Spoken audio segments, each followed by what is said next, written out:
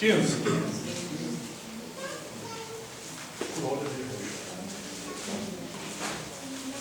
Nós ficamos maravilhados com a palavra do Senhor e os testemunhos, né?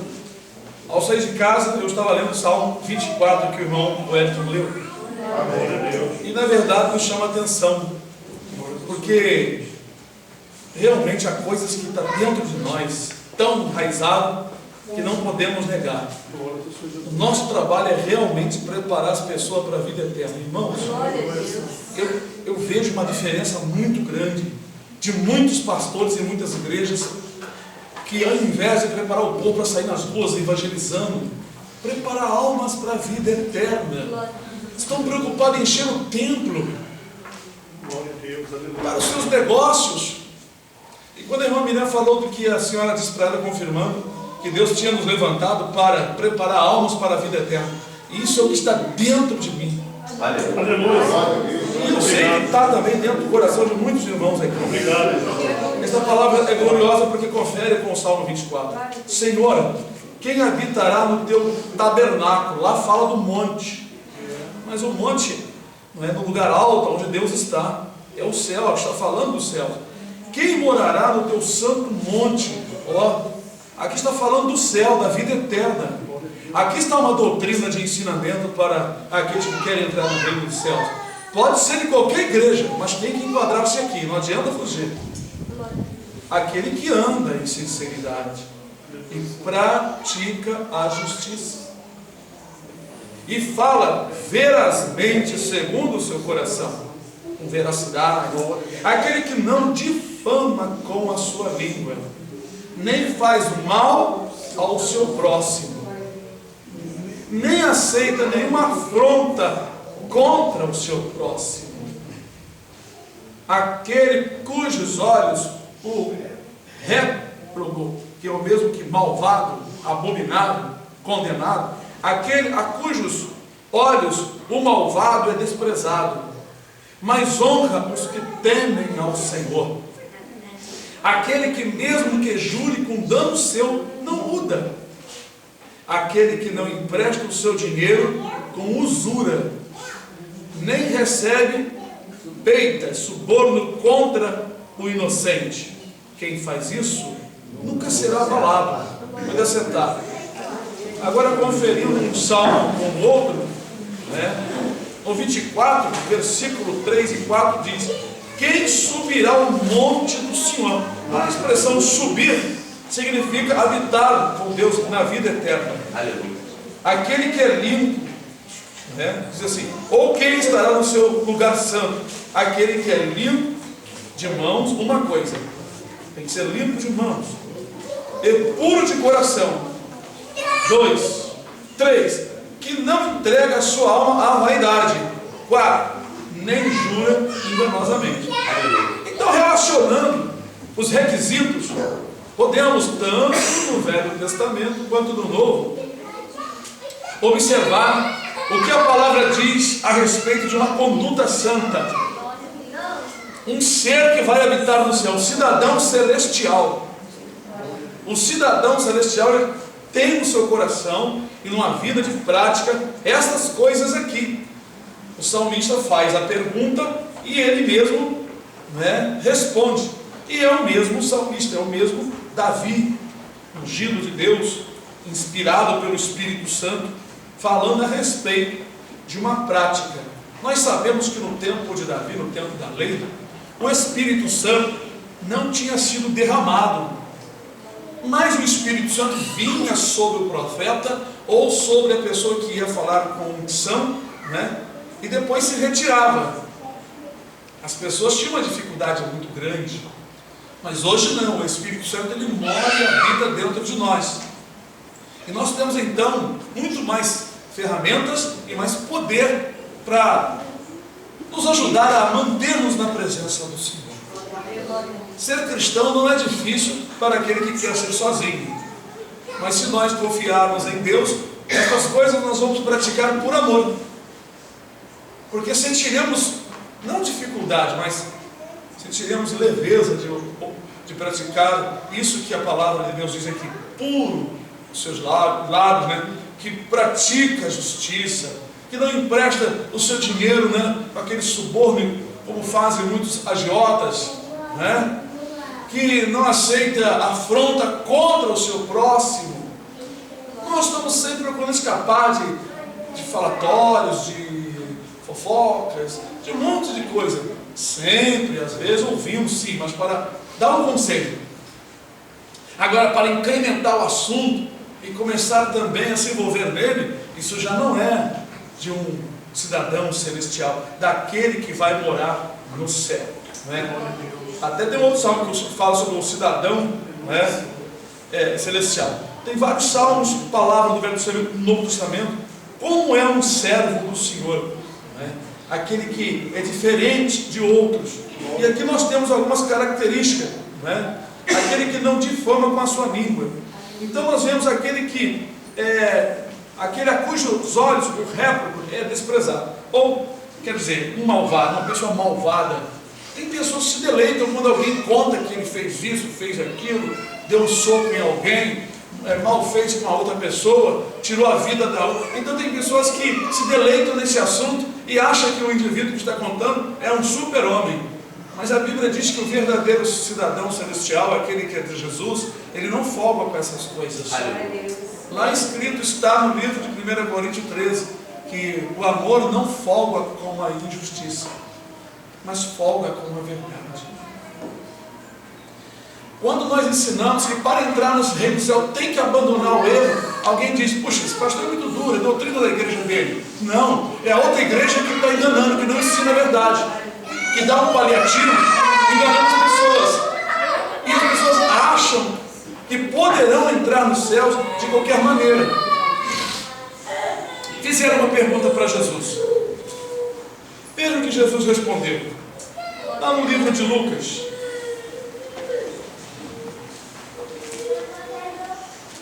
O Senhor Jesus sempre ensinou a verdade. E nós seguimos a mesma linha do raciocínio do Senhor, ensinando essa verdade. Capítulo 13.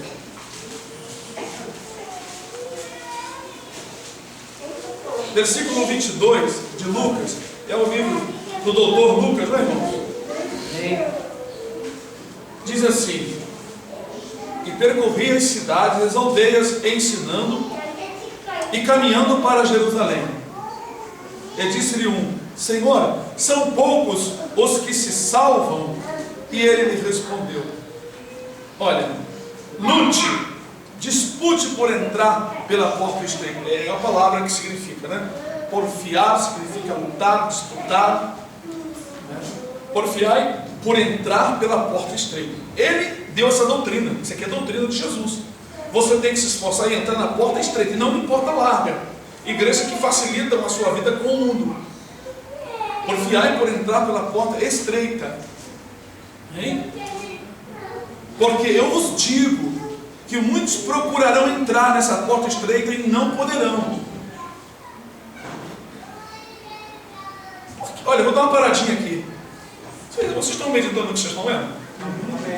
Ele diz assim: você tem que se esforçar em entrar na porta estreita. Muitos vão procurar entrar nessa porta estreita e não vão conseguir. Por quê?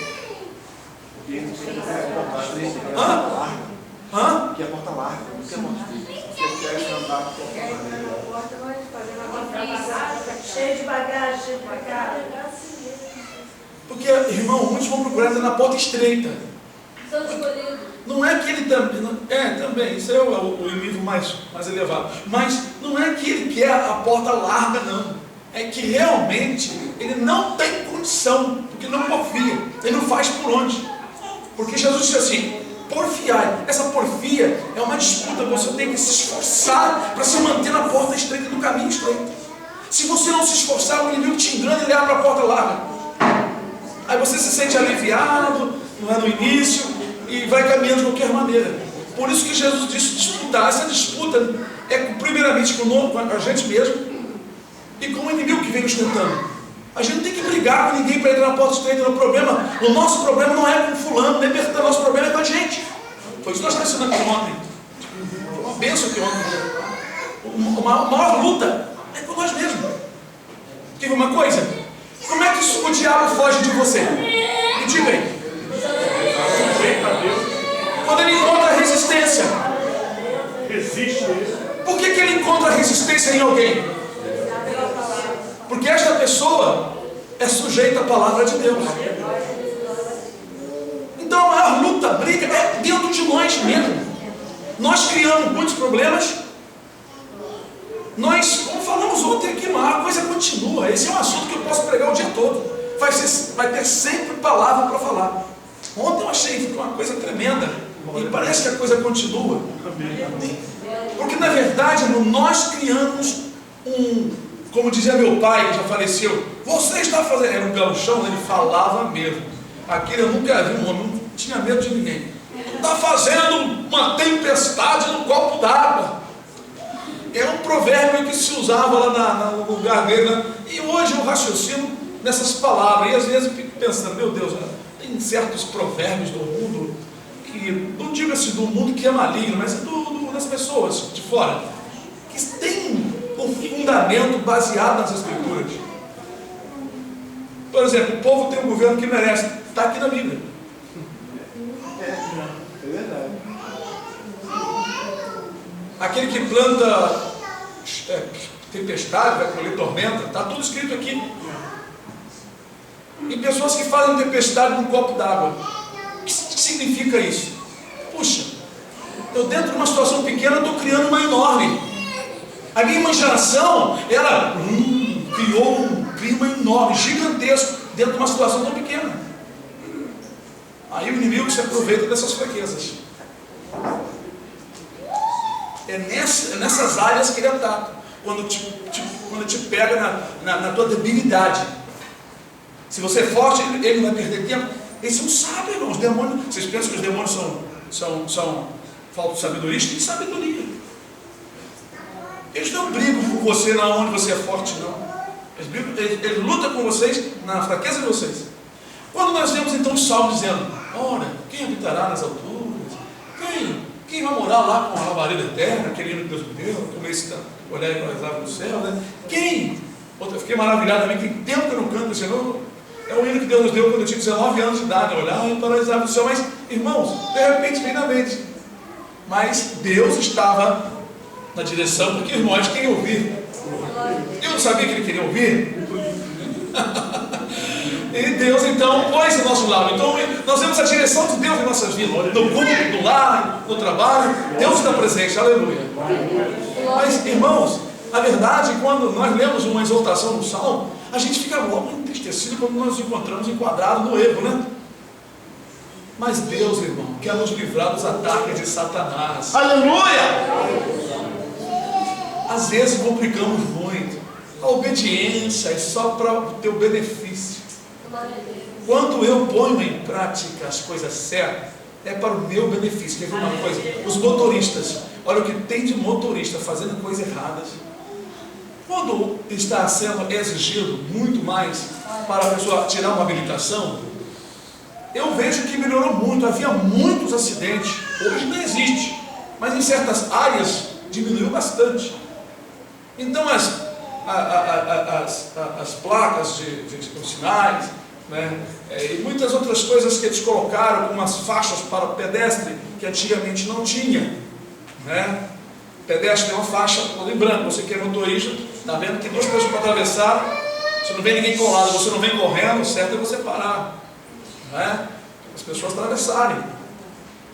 Eu acho isso muito bom, né? Então o que acontece? Quem está atento aos sinais se dá muito bem, faz as coisas corretas. Mas quem anda sem correção cai. Então nós somos corrigidos não para o nosso mal, para o bem. É triste sim para nós quando ficamos envergonhados no momento em que somos corrigidos. Mas é só um momento, depois passa. Porque se nós refletirmos uma boa consciência, um coração mais aberto, nós perceberemos que isso foi para o nosso bem, para nós acertar de novo aquilo que erramos. E Jesus, quando fala assim, porfiar, é para o nosso bem. Agora, eu vejo nesses últimos dias, na apostasia gigantesca nas igrejas, que isso não está existindo. As pessoas estão levando o evangelho no banho-maria, morno. E o Senhor disse que quem me dera que tu fosses frio ou quente, mas como tu és morno, falando da igreja de Laodiceia, a última igreja que nós estamos vivendo agora na terra, a sétima, o 7º milênio, nós estamos no 7º período, a igreja de Laodiceia. Eu não digo que eu sou a igreja de Laodiceia, que os irmãos são a igreja de Laodiceia, ou alguém que vai escutar isso aqui é a igreja de Laodiceia, mas estamos vivendo no clima, no espírito da igreja de Laodiceia. Ela colocou a verdade para fora, a verdade está batendo em muitas igrejas e eles não abrem a porta. No entanto, lá dentro eles estão convictos e dizendo: estou enriquecido, não tem falta de nada. Assim está escrito no livro. Mas o Senhor aponta 5 erros gravíssimos, dizendo: mas tu não sabes que tu és um desgraçado, miserável, pobre, cego e nu. 5 coisas espirituais negativas que vão fazer muitos crentes ficarem aqui na grande tribulação. Então, quando a exortação vem para o nosso bem, é para nós vivermos melhor com Ele e na nossa vida. Agora, se o irmão ouve uma exortação e se sente debaixo de um jugo, saiba de certo que você realmente não recebeu pelo Espírito Santo. Você ouviu na carne. Porque a palavra do Senhor não é pesada. Ela não é pesada para quem ama a Jesus, para quem amar a verdade. Ela é suave. Porque a pessoa que ama recebe de Deus o entendimento e compreende.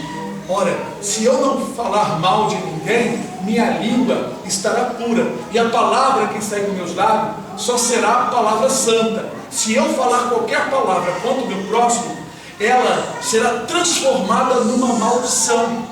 Porque as palavras, elas constroem e elas destroem. E há poder nas palavras, poder de abençoar e poder de amaldiçoar. Por isso disse Jesus: por tuas palavras serás justificado, e por tuas palavras tu serás condenado. O diabo pega uma palavra negativa tua e te traz de volta em maldição, e o Senhor não pode impedir. Não que ele não tenha poder, é que a brecha foi feita. Então você torna-se amaldiçoado pelas tuas próprias palavras que disseste. Mas quando da tua boca saem palavras santas e boas, você é abençoado, pois o Senhor pega a tua palavra boa e transforma em bênção para a tua vida. Então, quando você lê lá, não é para ficar triste. Não sai da tua boca nenhuma palavra torta.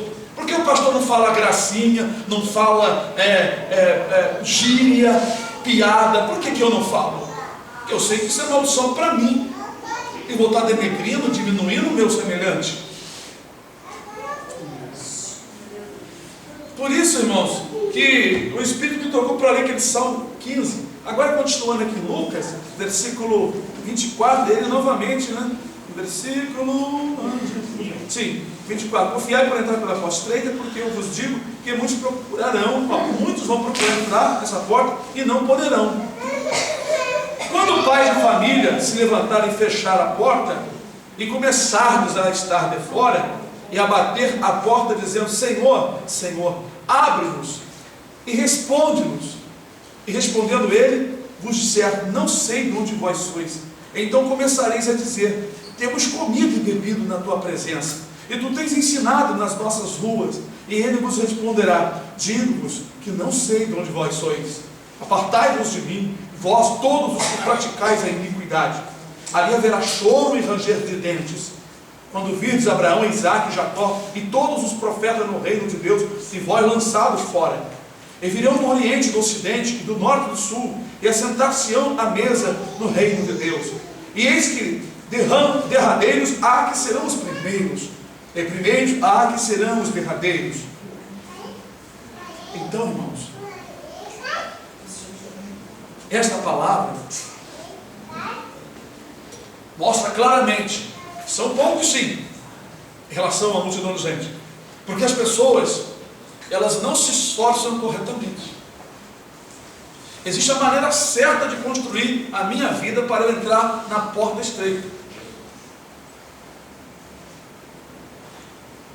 Porque a entrada na porta estreita não adianta eu estar participando de uma igreja onde o pastor é mais severo, aonde a palavra é bem pregada. É uma coisa pessoal. eu mesmo tenho que examinar o meu viver. Lá naquele livro do Apocalipse, né, tem uma outra palavra, eu vou encerrar já, que já passou até da hora. Né? Aqui Apocalipse, aqui lá no finalzinho, né?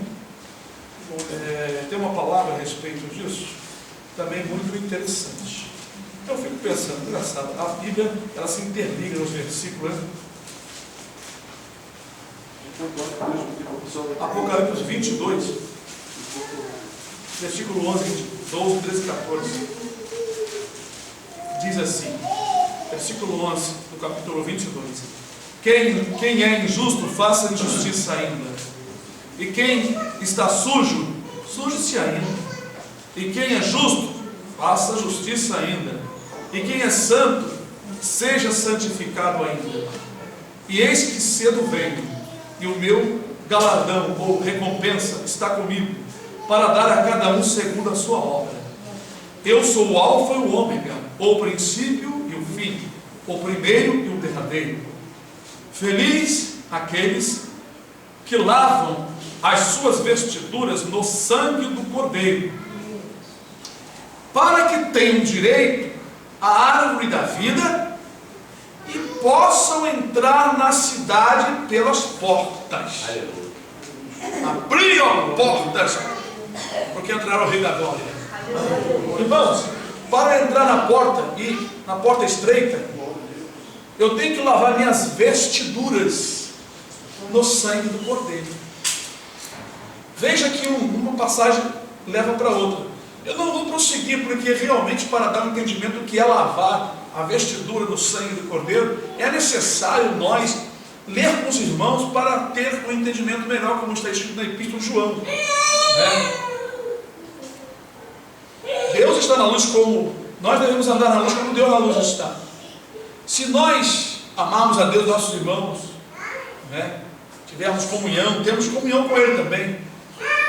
E o sangue de Jesus nos purifica de todo pecado. Então, para eu lavar a minha vestidura, a vestidura aqui, irmãos, é uma nova roupagem, que não é esta aqui. Nós não estamos falando desta vestidura do corpo, mas a vestidura da alma. Então a alma tem um vestido? Tem. Esse vestido é a garantia para a vida eterna, faz parte da vida eterna, da salvação.